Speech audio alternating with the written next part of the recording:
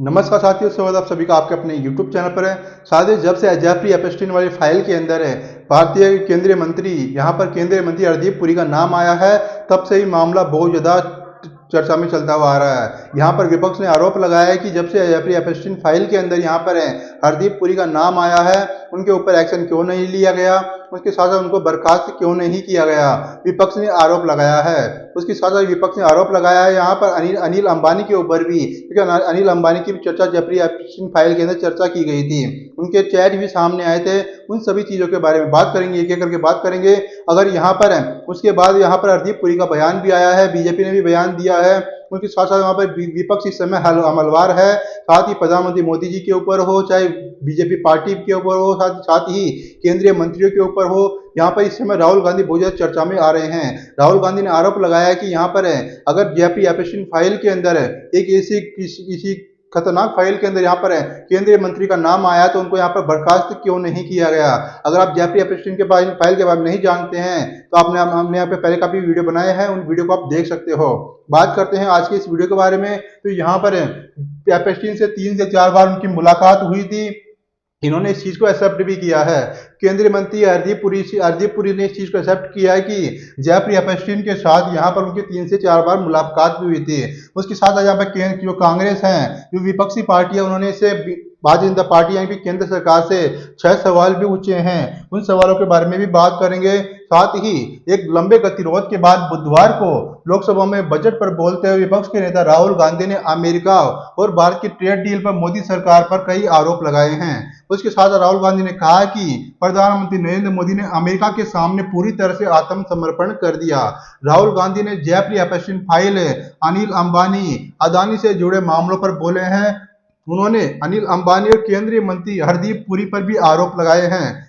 राहुल गांधी की ओर से इन मुद्दों को उठाने के बाद सत्ता पक्ष और विपक्ष के नेताओं के बीच तनाव देखने को मिला है।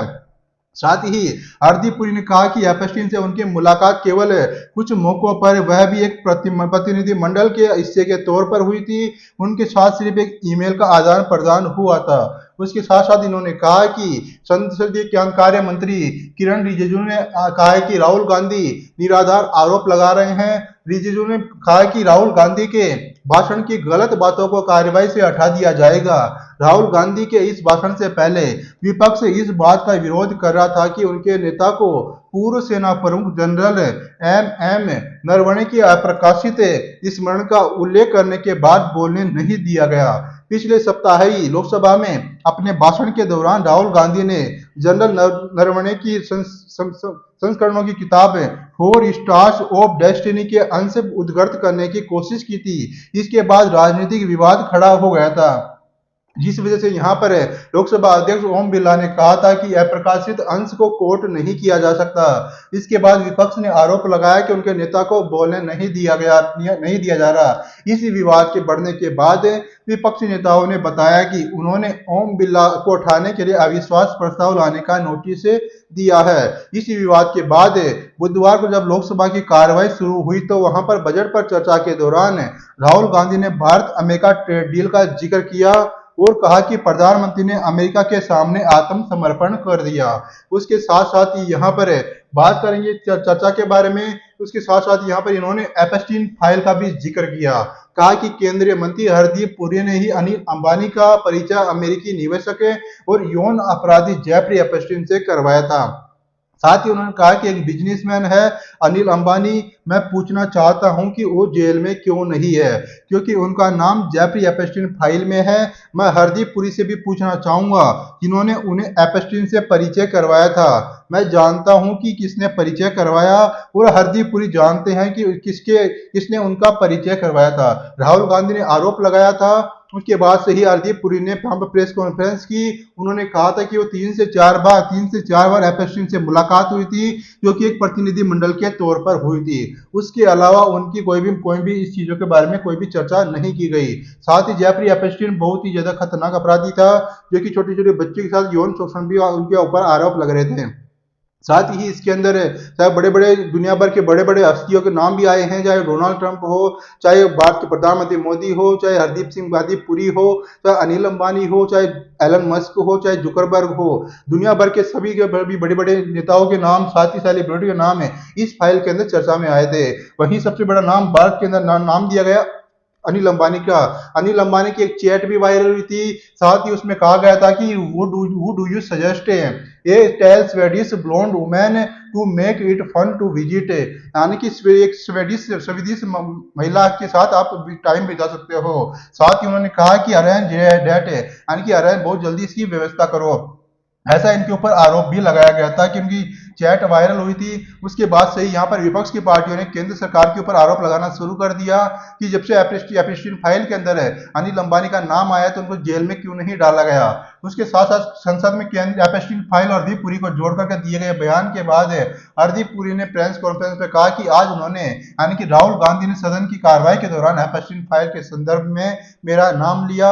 उन्होंने कहा कि एपस्टीन से जुड़े 30 लाख फाइलें रिलीज हुई है और मैं न्यूयॉर्क में 8 साल रहा।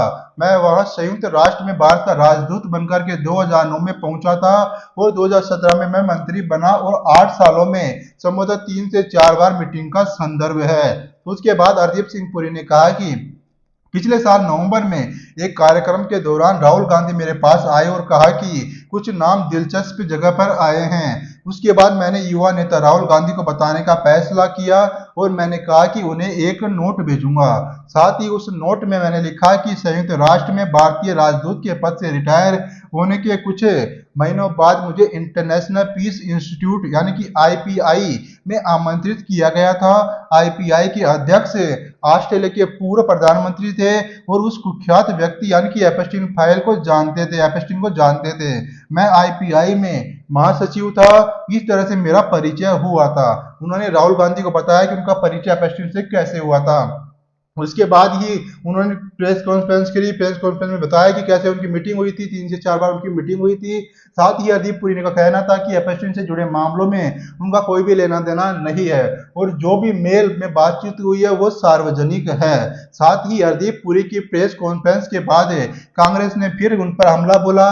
कांग्रेस के वरिष्ठ नेता पवन खेड़ा ने ट्विटर पर पोस्ट डालते हुए पुरी से कुछ 6 सवाल पूछे। साथ ही पवन खेड़ा ने लिखा कि हरदीप सिंह पुरी ने कहा कि उनके संपर्कों में उन्हें रीड होफमैन से मिलवाया था, लेकिन जो उन्होंने नहीं कहा वह ज्यादा मायने रखता है। 4 अक्टूबर 2014 को एपस्टीन ने हरदीप पुरी को ईमेल किया था।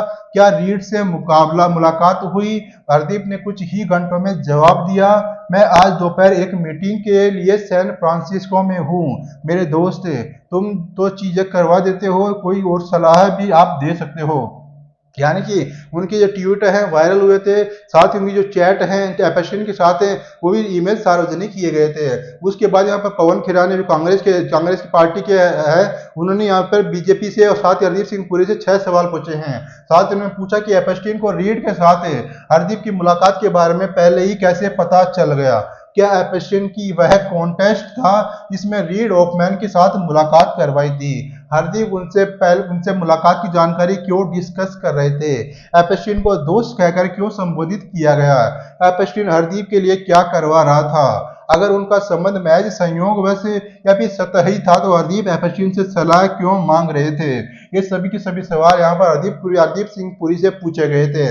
उसके बाद पिछले महीने अमेरिकी न्याय विभाग ने जेफरी एपस्टीन से जुड़े अपने रिकॉर्ड की एक बड़ी नई खेप सार्वजनिक की थी।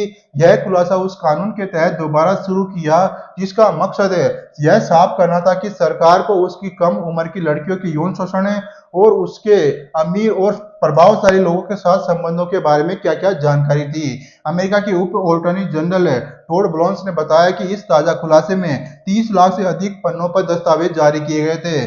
जिस फाइल के अंदर लगभग 38,000 से ज्यादा बार डोनाल्ड ट्रंप का भी नाम लिया गया था इन फाइलों के अंदर। उसके साथ ही यहाँ पर उसके बाद किरण रिजिजू ने राहुल गांधी के ऊपर कहा कि राहुल गांधी के आरोप निराधार हैं।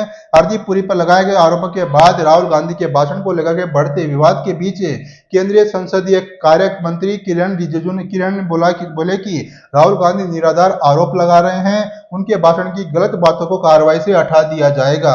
उसके बाद रिजिजू ने कहा कि बजट पर भाषण देते हुए राहुल गांधी बिना किसी तर्क, बिना किसी सबूत, बिना किसी नोटिस के आरोप लगा रहे हैं। उन्होंने पूरे भाषण में जो भी गलत बातें कही है वह सबकी सब हटाई जाएगी और जो भी संसदीय शब्द उन्होंने इस्तेमाल किए हैं उन्हें भी हटाया जाना चाहिए। खासकर जो भी झूठ उन्होंने कहा है, गलत बातों का जिक्र किया है, साथ ही जो आरोप लगाए हैं उन्हें हटाया जाना चाहिए। साथ ही उन्होंने कहा कि राहुल गांधी ने याद दिलाया कि इस देश को कोई भी नहीं बेच सकता है, कोई खरीद नहीं सकता है। तब राहुल गांधी ने कहा कि किसी ने भारत को बेच दिया और किसी ने भारत को खरीद लिया। भारत को खरीदने या बेचने के बारे में ऐसा कोई भी सोच भी नहीं सकता। राहुल गांधी ने संसद में बजट पर चर्चा के दौरान केंद्र सरकार पर कई गंभीर आरोप भी लगाए थे। उसके साथ साथ ही यहाँ पर राहुल गांधी ने क्या कहा, राहुल गांधी ने कहा कि लोकसभा में अपने भाषण के दौरान भारत अमेरिका ट्रेड डील को लेकर कहा कि प्रधानमंत्री मोदी जी ने अमेरिका के सामने पूरी तरह से आत्मसमर्पण कर दिया है। गांधी ने कहा कि यह दुखद है कि 1.4 अरब लोगों का भविष्य भाजपा के वित्तीय स्ट्रक्चर की रक्षा के लिए दांव पर लगा दिया गया है। उसके साथ ही यहाँ पर राहुल गांधी ने कहा कि दिलचस्प बात यह है कि मैं जानता हूं कि प्रधानमंत्री सामान्य परिस्थितियों में भारत को नहीं बेचेंगे।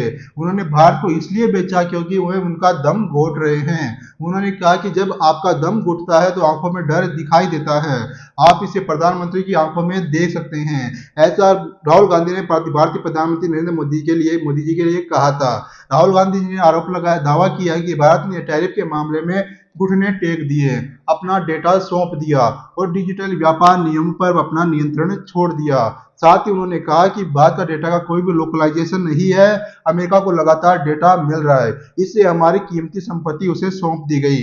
यानी कि उन्होंने आरोप लगाया कि भारत के प्रधानमंत्री ने भारत अमेरिका जो ट्रेड डील हुई थी उस ट्रेड डील के लिए भारत ने मोदी जी ने अमेरिका के सामने आत्मसमर्पण कर दिया। साथ ही बीजेपी ने लगाया राहुल गांधी पर झूठ बोलने का आरोप।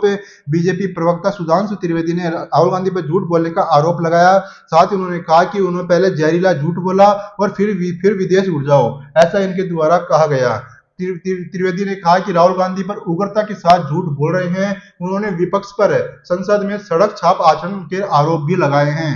उन्होंने कहा कि सभी संसद सत्र लोकतंत्र के सर्वोच्च मानकों का प्रतीक माना जाता है, लेकिन आज राहुल गांधी के व्यवहार, भाषा और शैली ने संसदीय मर्यादा को निचले स्तर पर पहुंचा दिया।